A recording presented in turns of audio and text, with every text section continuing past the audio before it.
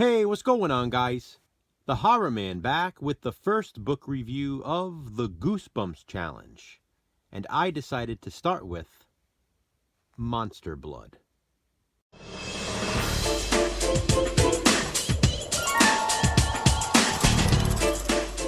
Monster Blood is book number 3 of the original 62, written, of course, by R.L. Stine.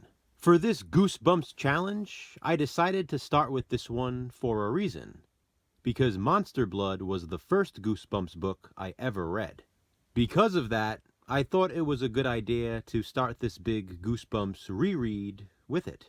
It's funny, because even though I've revisited a bunch of Goosebumps books over the years, I don't think I've read Monster Blood since the early 90s. That's even stranger on my part, since I've always remembered it as one of my favorites. First, let's take a look at this cover.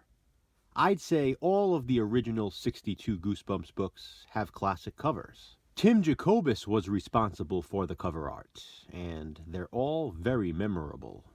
Maybe Monster Blood especially, since it was also used as the DVD cover art for a completely different episode of Goosebumps, Trilogy.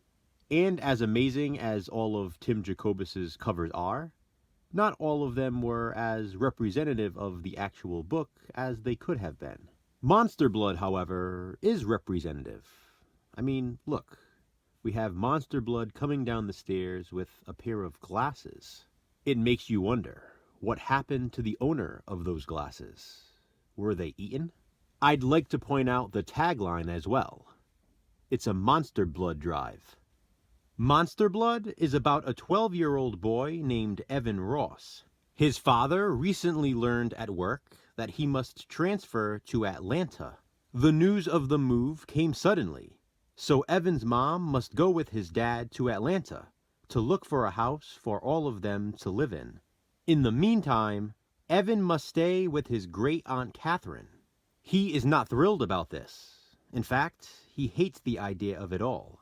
Evan doesn't really know his Aunt Catherine, having last seen her when he was only 2 years old. Plus, she's old and completely deaf. She also has a mean black cat named Sarah Beth.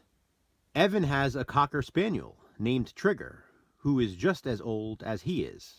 They're both 12.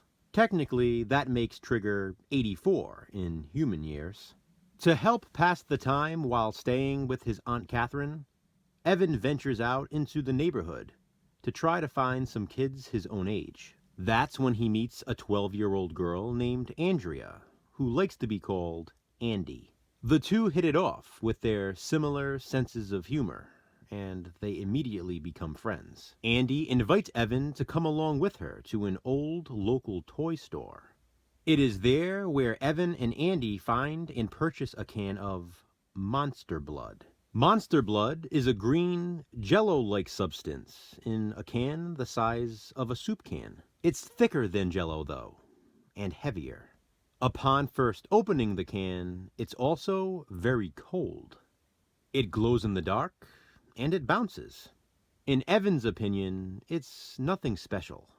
Soon, though, Evan and Andy will learn the terrifying truth about Monster Blood. Monster Blood changes.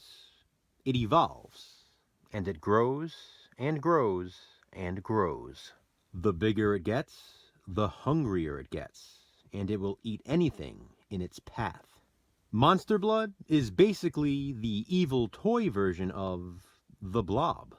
This book went on to spawn not 1, not 2, but 3 sequels just in the original series. That's another reason why I thought it was a good idea to start with this one, because I'll be reading the other 3 at some point for this challenge as well.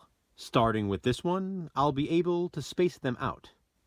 I remember Evan being one of my, if not my favorite, protagonist in a Goosebumps book. As a male myself, I obviously always related more to male protagonists. Andy is an awesome character too, though, and I probably like her just as much. I really like how the town is described in Monster Blood. The chapter at the toy store especially offers some awesome visuals. I love the sounds the Monster Blood makes, the plopping and sucking sounds. It's described vividly and disgustingly. And, as in most Goosebumps books, there is a twist, and a unique one at that. Monster Blood is super fun, and a perfect introduction to the original Goosebumps book series. It's the book that got me hooked, and I was so happy to revisit it after all these years. This was a great reread, and I can't wait to choose the next one. Have you read Monster Blood? Do you remember it? If so, what do you think of it? Comment below and let me know. What will I reread and review next out of the original 62 Goosebumps books? Check back soon to find out. Thanks for watching, guys. Hit that thumbs up and be kind, subscribe.